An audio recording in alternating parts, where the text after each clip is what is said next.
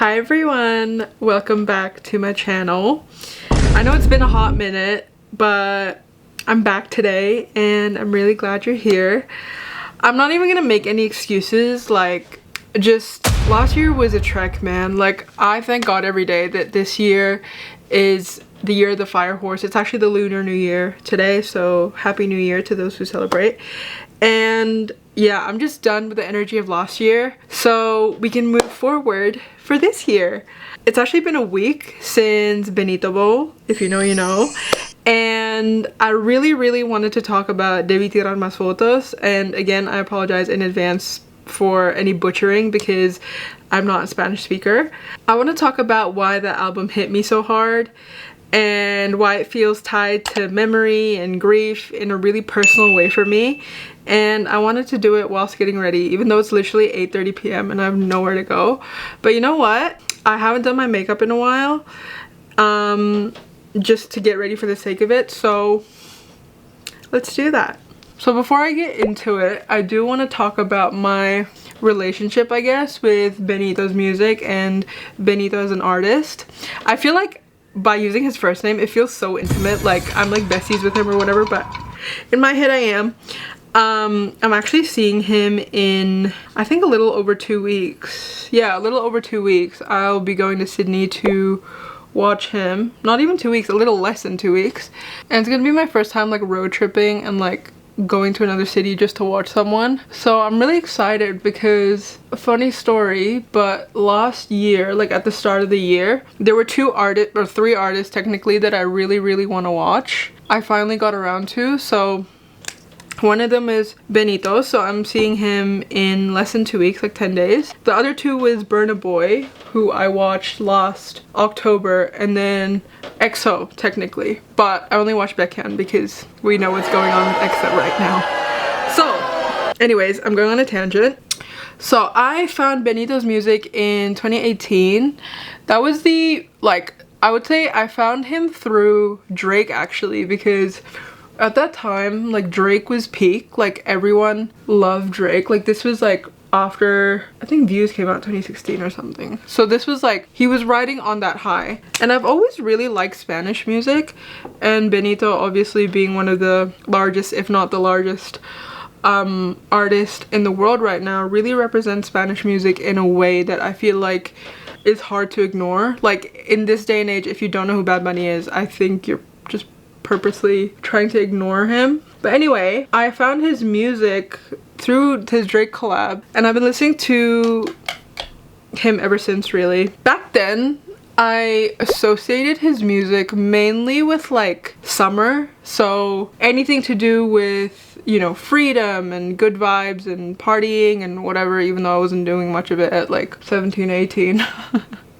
Benito's music had this ability to make me feel lighter whenever I listen to him. Like, whenever you put it on, things didn't really feel heavy anymore. Like, for however many minutes the song was, you sort of get in trance and you would just focus on the rhythm and the lyrics of the music, even if you weren't a Spanish speaker. But what's interesting is that as I grew up, I feel like he did too, and I feel it especially reflected in his music. And I find it very beautiful, you know, whenever you find an artist that you really resonate to and you find that their music grows with you. When I found his music, I was graduating high school, transitioning to university, and figuring myself out.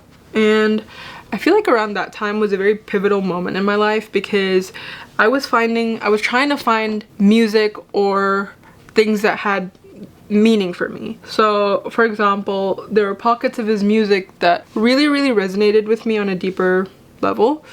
Like, I don't know if anyone else did this, but my soundtrack whenever I was depressed was Solia.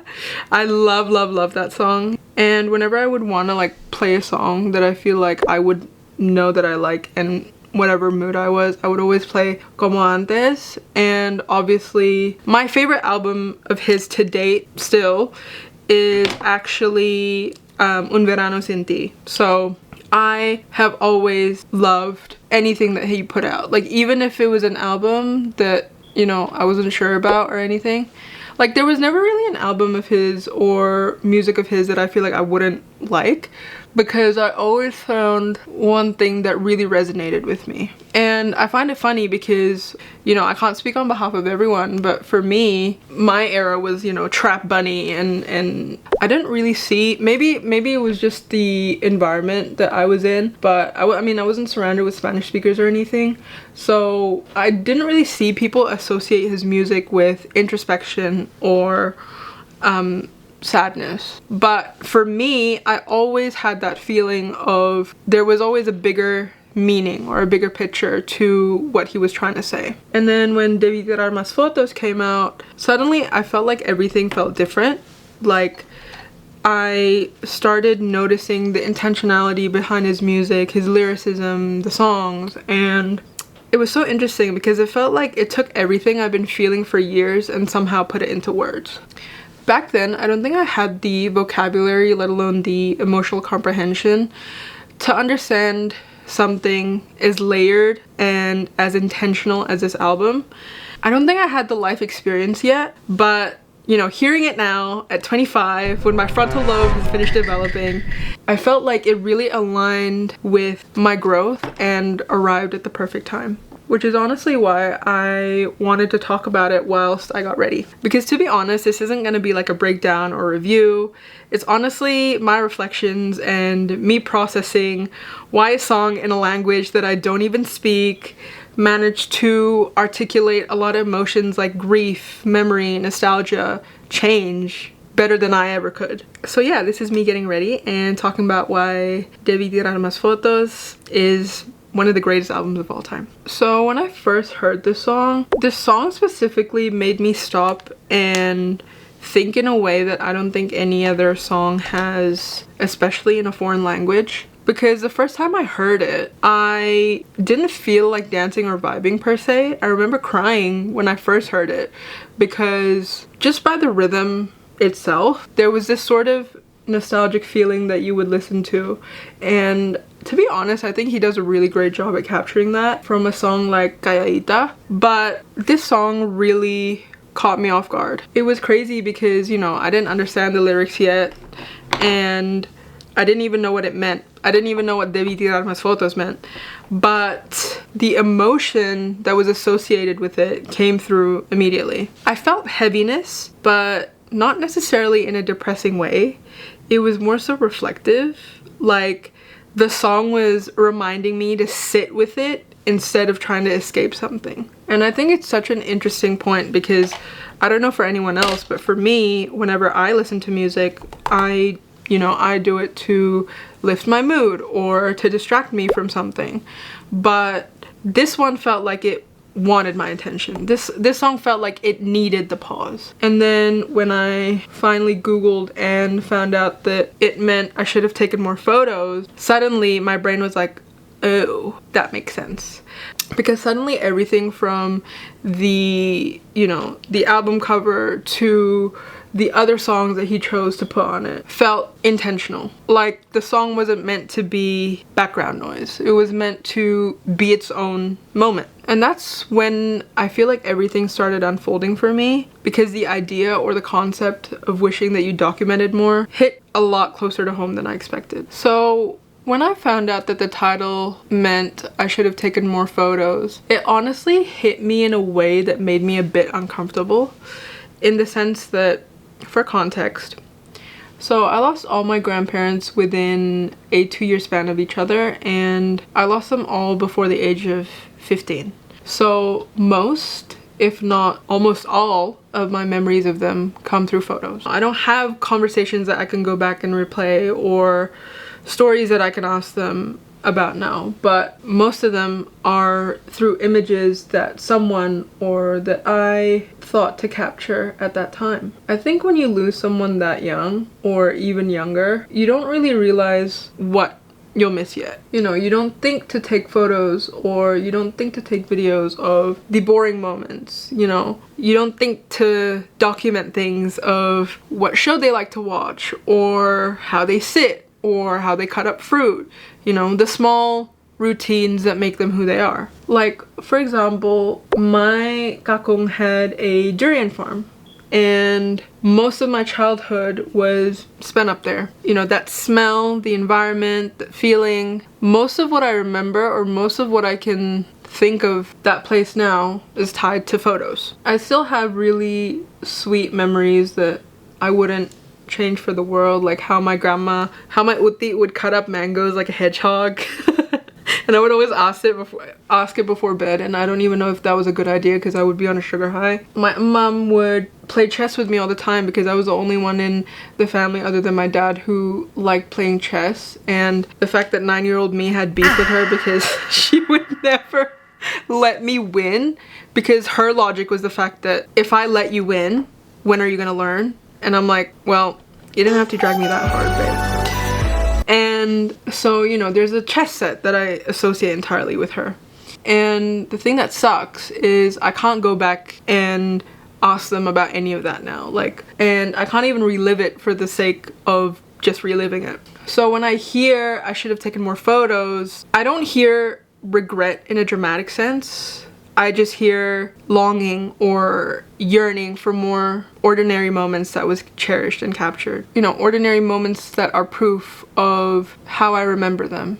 And I think that's why the song didn't just make me sad, it made me introspective. Because photos, for me anyways, aren't just about aesthetics or memories for Instagram. For me, they're a way of holding on to people when time doesn't let you anymore.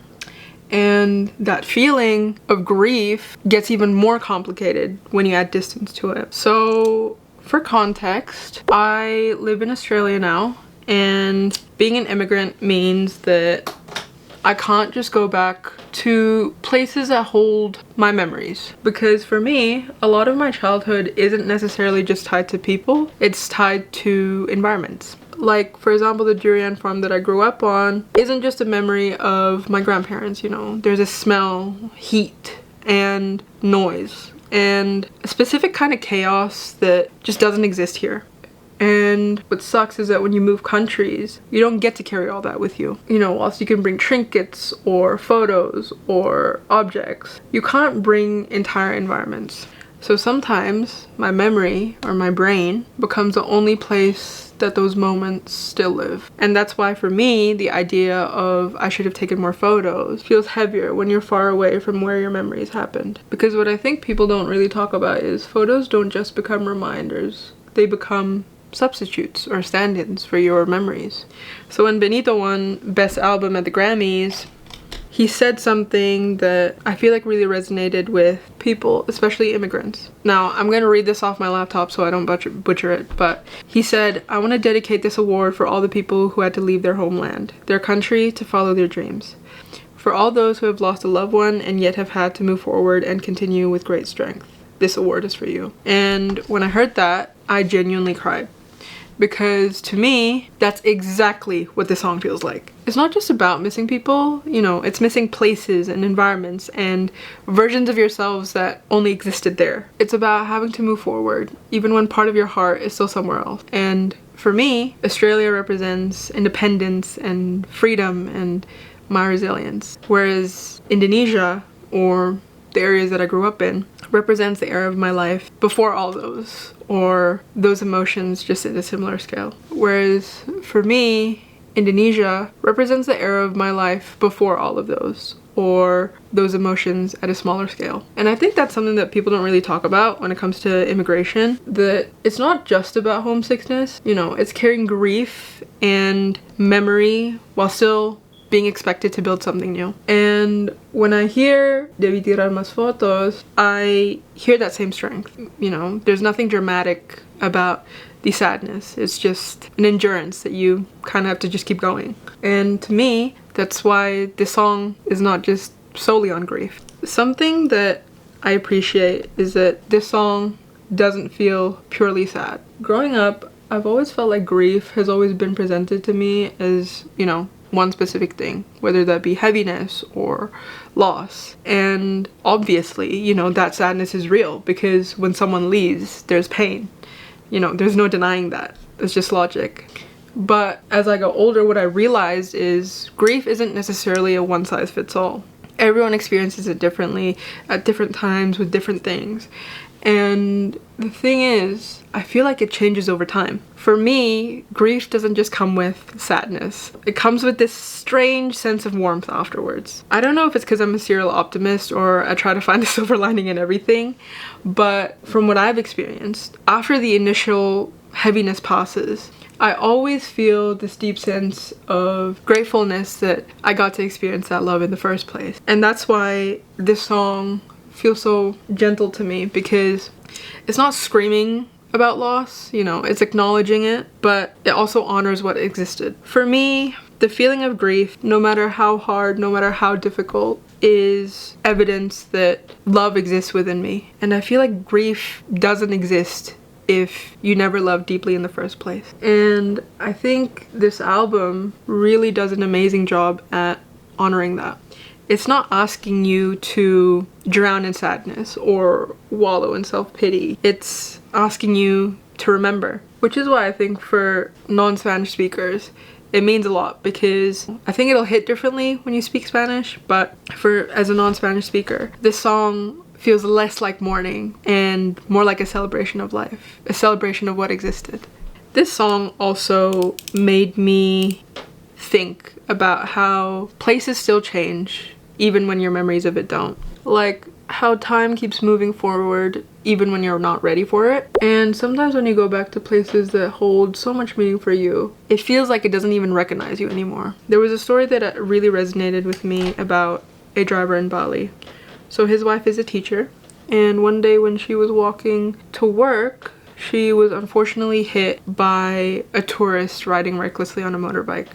And thankfully she survived, she's all good.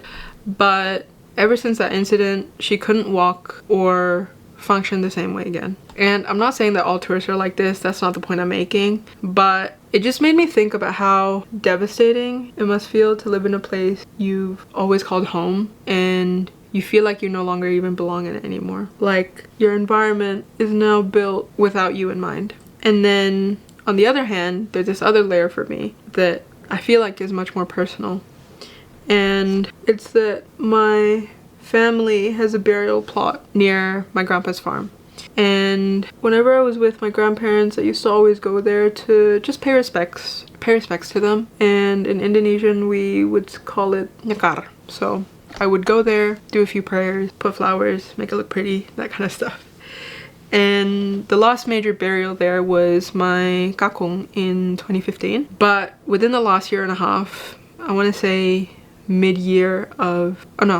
within the last year actually, now that I think of it, from December 2024, we've had 4 major family members buried there. And it's this very surreal feeling because I only go back home like once a year, and so every time I visit, there's always 1 or 2 new people there. And it might not sound that big, but it changes the feeling of the environment entirely. You know, what used to feel familiar now feels off. And the strangest part is that when everyone was grieving, I've had to experience it through a screen. And I had to deal with my own grief at different times. And that was a very, very vulnerable feeling for me. And that does something to you because, you know, whenever you experience grief, whenever it's in a community, you feel more held. But when you do it alone, it changes how you see the world. That's just how I feel. And it makes you realize that, you know, even places like that, places that are so sacred, aren't immune to change. And how, you know, memories stay still, but the world doesn't. And I think that's what this album captures so quietly, is the ache of whenever you go back, it won't be the same. One of the, I think, biggest visuals that really resonated with me was literally just the plastic chairs. And I know that it almost sounds too simple, but I feel like that's kind of the point, because even though I am a member of the Worldwide Latina Belt, I'm still a former communication student, and as someone with a Scorpio moon, I've always been able to, you know, dig beneath the surface, and I'm always asking, like, why this? Like, why something so ordinary? And the more that I thought about it, the more that the answer became obvious. Because, you know, plastic chairs in so many cultures, including mine, represent community. They're not fancy, they're not exclusive, they're just there. And they're always there. Plastic chairs don't discriminate, and they always show up at family gatherings, funerals, weddings, barbecues, like neighborhood events, just everything to do with community. And that's why that phrase, you know, pull up a chair, is such an open invitation, because if you need a seat, someone will literally just pull up a chair for you. And the meaning of that is that you're welcome in this space, you belong here, you know, you don't need to earn your place. And that feeling and that belief is something that I associate so deeply with my childhood, because it's such a constant, you know, at family events or community spaces, and you know, being surrounded by people where you don't need to perform. And it's honestly why I chose to wear a kabaya while filming this. You probably can't see it, but for me, it's kind of the same idea. You know, it's not necessarily about dressing up or making it look super aesthetic, but it's about grounding myself in something that is, you know, so cultural, something so familiar, something that holds a lot of significance in memory. And that's literally what the plastic chairs do. They're ordinary objects that you see everywhere, but they carry so much emotional weight. And I think this album really understands that, because sometimes the most powerful symbols don't need to be the loudest ones. They're the ones that have always been present in our whole lives. So as I've said, I am not a Spanish speaker, and other than Indonesian, I don't speak any other regional dialects. And whilst 2026 is the year that I want to change that, music has always made me feel like I still belong, even if I initially didn't understand. Growing up, I listened to a lot of music, and music from different eras. And I've always loved the traditional, you know, Indonesian sounds and Indonesian music. And recently, if you're Indonesian, you know that there's been this, is it resurgence? I don't know if that's the right word, but there's been a surge of Eastern Indonesian music, and it's now has a name called Timurnesia.